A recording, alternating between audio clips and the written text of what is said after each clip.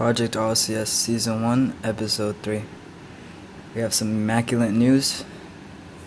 First of all, been ranking up.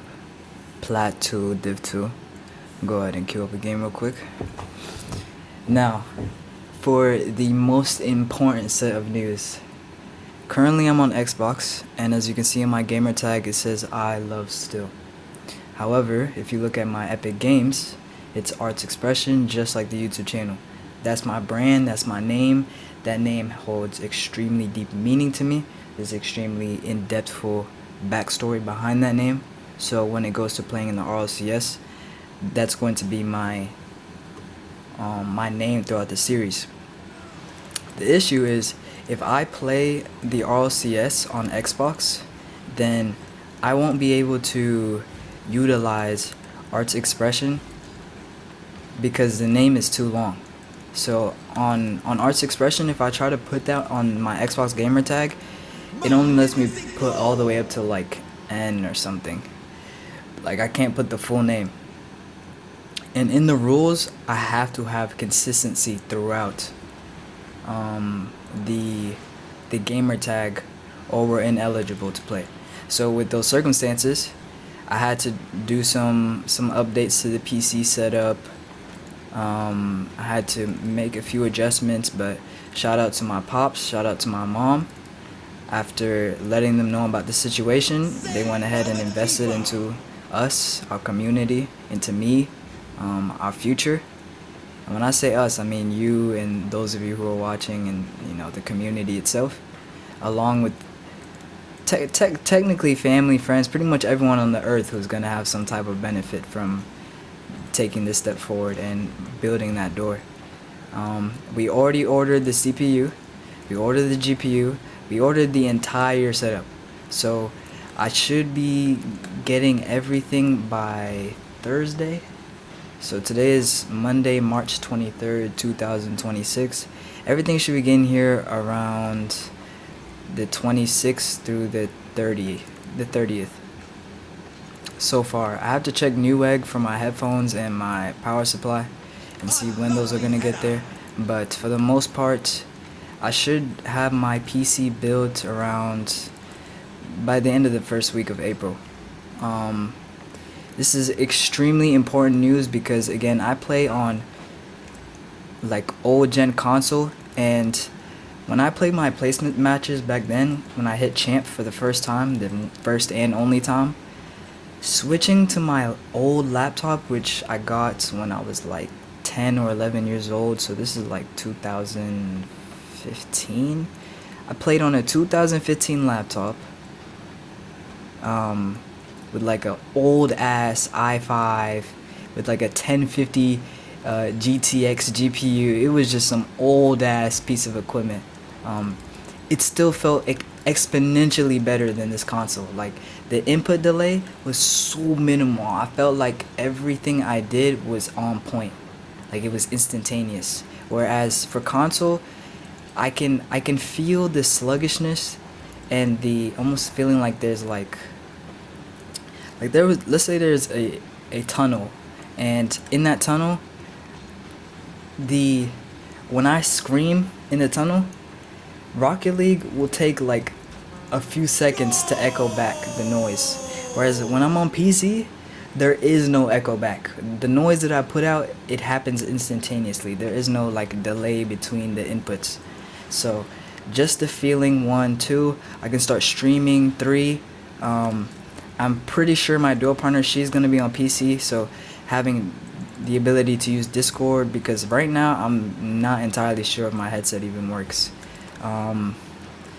What else? Also, I'm pretty sure later into the tournament, I have to use webcam, or at least that's what I've seen for most like majors and opens and qualifiers. After like the first few rounds, they make you use the webcam. I don't know if that's like for validity and making sure that the player is actually the player who's going to be showing up at the event. I don't know if it's like preparation. I'm not sure. I'd have to look into it, but I'll at least know that that will be available for me, because in the first I've already posted content with my face on it and my webcam, but I was using my phone to record and then just syncing the footage.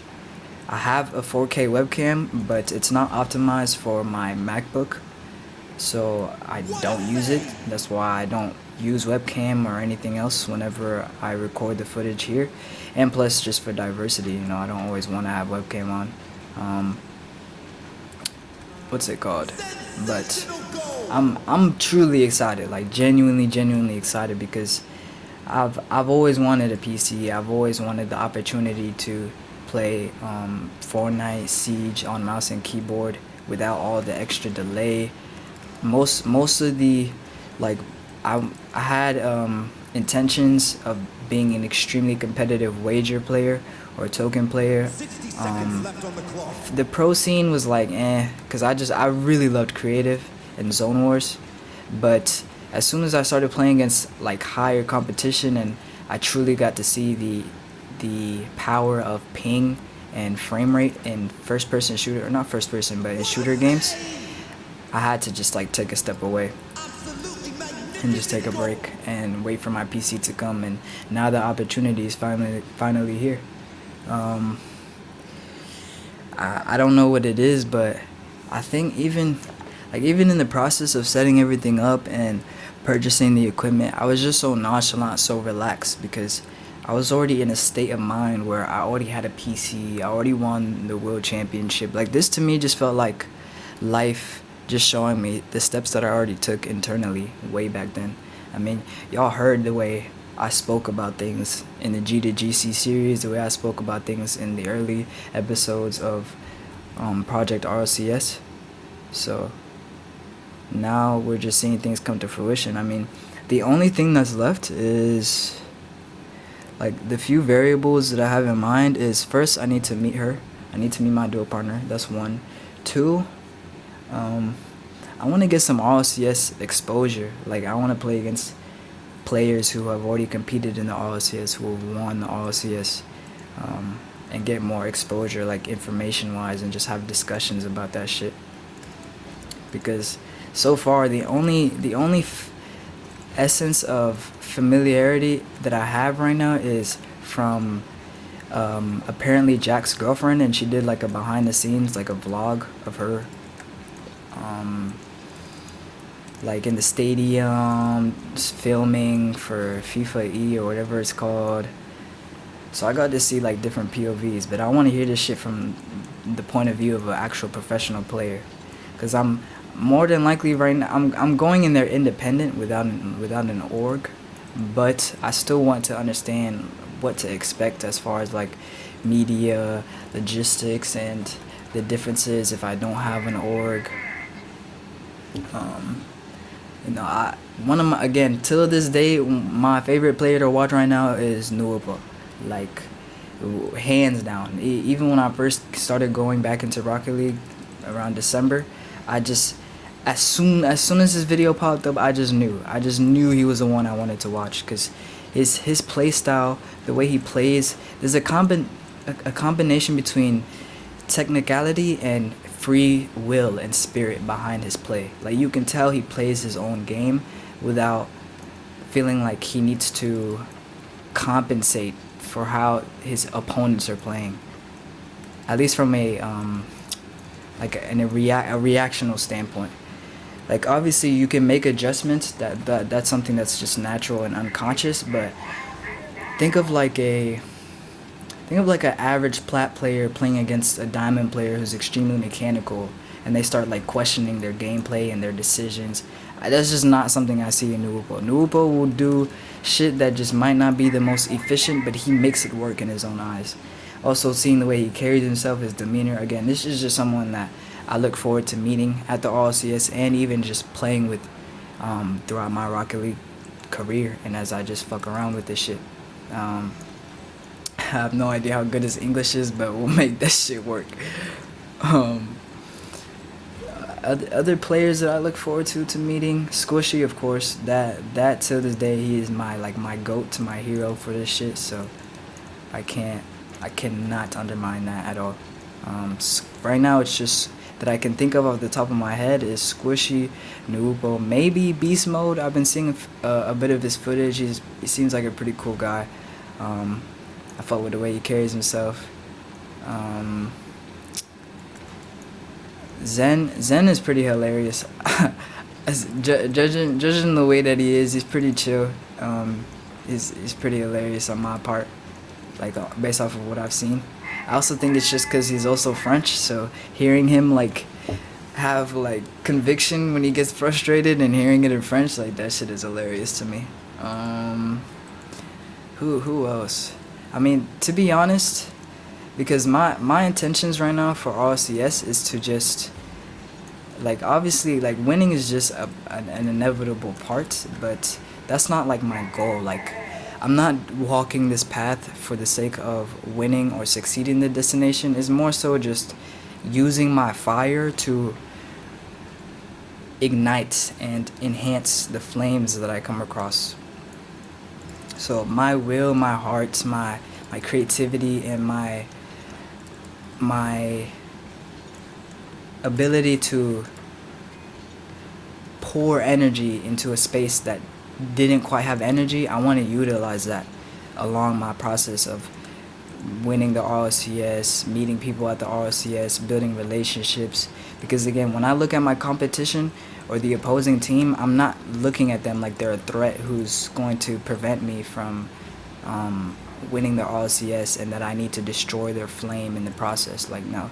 To me, I feel like there's two, you have the will of fire, shout out Naruto, but you have two distinct ways of how you use that fire. You either use your fire to destroy the people around you to make your fire shine brighter, or you use your fire to ignite those around you because you truly believe that the love and the flame of all the people around you are connected to you. So to me, it's like, it's the difference between looking at the world and seeing a bunch of different flames and looking at the world and seeing your flame, your mother's flame, your father, your friends, your partners, and feeling like it's one collective flame. And by igniting someone else and reigniting them if they're, in a dark space, or just putting amplification if they're in a state where they feel like their light is dimming, you in turn make yourself stronger by empowering someone else's flame. That's how I feel. So for me, rather than trying to focus on the need to win or my fear of failure, I'd much rather focus on using my fire, using my flame, using my creativity, my energy, my light to pour it into the darkness of those around me, and on top of that to enhance the light of the people around me, because it's not just focusing on the areas of life that have gaps, but also acknowledging the beauty that people have, and what they already like about themselves, what they show you, and again making it into something new, into your own form, your own light. So I look forward to making a lot of friends on this journey. I look forward to making friends out of those of you who are in the community. I look forward to again streaming. Like, look at how much I talk, and I can this is me just on some calm shit. We can really get heavy. Like, we can get extremely deep. We can have extremely philosophical conversations. Like, there's no limit to this. What's it called? I think that's most of it. Again, the RLCS, the project RLCS 2026, there's gonna be a variety of content, whether it's me just posting footage of me training, whether it's me posting footage of gameplay in the background while I talk about where my head is at, or any updates. This is just a process, okay? It's like a documentary almost, just a storyline. Y'all are gonna be able to see the behind the scenes when we go to Paris. I'll make sure I get that footage. Meeting my dual partner for the first time in person, in case she doesn't live in Florida. Yeah, just the entire process, truly. again, we're finally getting the PC for the first time. Maybe it hasn't settled in, and it won't settle in until the PC is fully complete on my desk, but I've wanted a PC since I was conscious of video games and using it on an Xbox. The first time I ever got even the slightest glimpse of what it's like to play on my laptop and see the limitations of my equipment, I've always wanted a PC since I was like 10. So now being 21, waiting patiently for 11 years, and always pushing myself to do as best as I can with what I have, now being able to get a piece of equipment that still meets my desires in regards to the components and, you know, the PC parts, the GPU, the CPU, and all the other extra shit, without having to limit myself or feel like I can't have what I want. I'm just truly grateful, like genuinely, extremely grateful.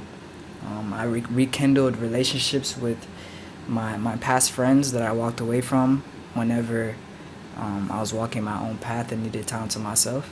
Like I've been opening a lot of doors so that I can just receive again. Taking the intent of using my fire to enhance the collective fire of the human population, of the universe, of life itself, and taking every ounce of darkness and space and engulfing it in the flame of love, that to me is important.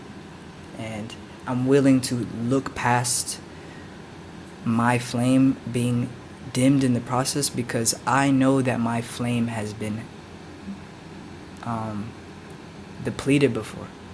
I've seen myself go into the darkness, have nothing there, and yet spawn in almost like a sun is born into the universe. I think of what I went through in the past, and it makes me think of the sun. The sun technically shouldn't exist. Like, it should not be possible for energy to spawn in, given the fact that the universe is damn near just an empty vacuum. Like, there's just nothing. It's just nothingness.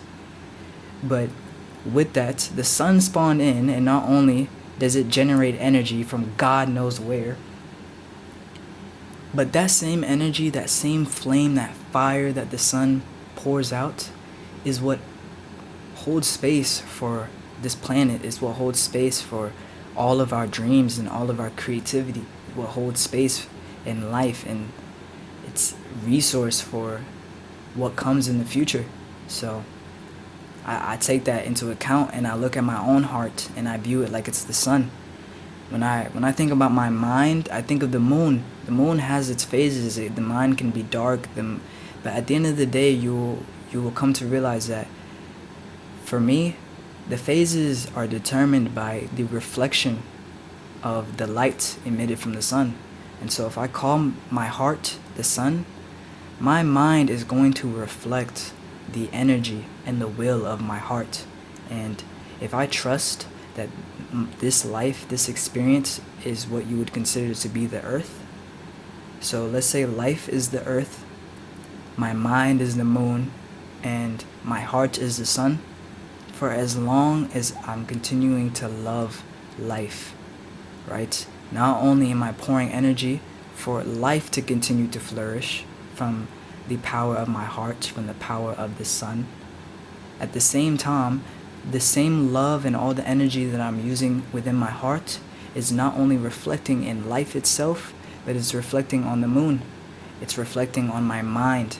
All the love that I'm pouring in when I work out, and when I feel like there's limitations and boundaries that I have to step across, I get even closer to understanding how powerful I truly am. I keep remembering how somehow, no matter what I was going through, when I died internally, I still had the capacity to be born again, to be born completely new, to change, to evolve. Last but not least, before I step into the outro, I reflect on how the moon can control the waters.